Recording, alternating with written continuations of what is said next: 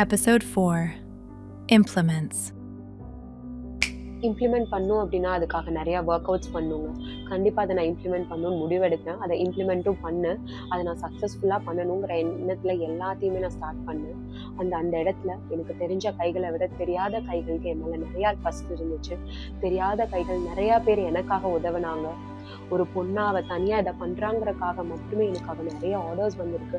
And எங்கள் கலெக்ஷன்ஸை பார்த்து நிறையா ஆர்டர்ஸ் எனக்கு வந்திருக்கு. ஆனால் ஒரு விஷயம், தெரிஞ்ச கைகள் சப்போர்ட் பண்ணுங்கிற எண்ணத்தை எனக்கு மொத்தமாக என்னை அது முறியடிச்சிச்சு. தெரியாதவங்களுக்கு என் மேலே இருந்த நம்பிக்கை என்னை இன்னும் என்கரேஜ் பண்ணுச்சு. என்னை மேலே மேலே கொண்டுட்டு போகணுன்னு எனக்கு இன்னும் ஹார்ட் ஒர்க் பண்ணணும்னு தோணுச்சு. நம்ம மேலே ஒருத்தவங்க வச்சிருக்க நம்பிக்கையை இன்னுமே நிறையா இடத்துக்கு நம்ம கொண்டுட்டு போகணும். அவங்களுக்கு அடுத்தடுத்து அந்த நம்பிக்கையை என்றைக்குமே காப்பாற்றிட்டு இருக்கணும்னு என்னை இன்னும் ஹார்ட் ஒர்க் பண்ண வச்சுச்சு.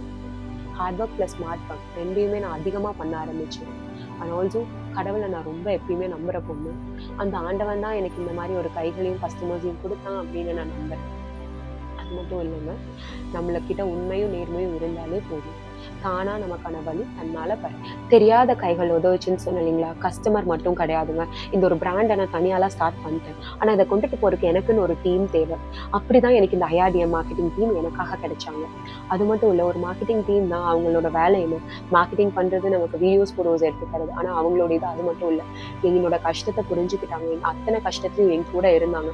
ஒரு மார்க்கெட்டிங் டீம் ஒரு ஸ்டால் வரைக்கும் பண்ணணும்ட்டு ஏதாவது இருக்கா? ஆனால் இல்லை, எனக்கான கிரவுண்ட் ஒர்க் வரைக்கும் அவங்க பண்ணி கொடுத்தாங்க. ஆனால் அந்த மார்க்கெட்டிங் டீம், ப்ரொப்ரைட்டரும் சரி, அங்கே இருக்க டீம்ஸும் சரி, ரொம்ப young teams and young minds. எனக்காக ஸ்ட்ரகிளாக அவங்க ஸ்ட்ரகிளாக பார்த்தாங்க. எந்த இடத்துல நான் லேக் ஆகணும் அந்த இடத்துலேருந்து என்னை தூக்கி விடணும்னு நினச்சாங்க. மேம் இது இப்படி பண்ணாதீங்க, இப்படி பண்ணால் இனி ஒர்க் அவுட் ஆகணும். என் கூடயே லாங் லாஸ்டிங்காக சப்போர்ட்டிவாக இப்போ வரைக்கும் அவங்க இருக்காங்க. ஆரம்பத்துலேருந்து இப்போ வரைக்கும் ஒரு டீமை கரெக்டாக பில்ட் பண்ணி கொண்டுட்டு போகணுங்கிறது ரொம்ப ரொம்ப கஷ்டமான ஒரு விஷயம். ஆனால் அந்த கஷ்டமான விஷயத்தையும் எனக்கு ரொம்ப ஈஸியாக பண்ணி கொடுத்தது அந்த ஐஆர்டிஎம் மார்க்கெட்டிங் டீம் தான். I must always thank them for this thing. அப்படிங்கிறத உங்களுக்கு நான் நெக்ஸ்ட் எபிசோட்ஸில் ஷேர் பண்ணுறேன்.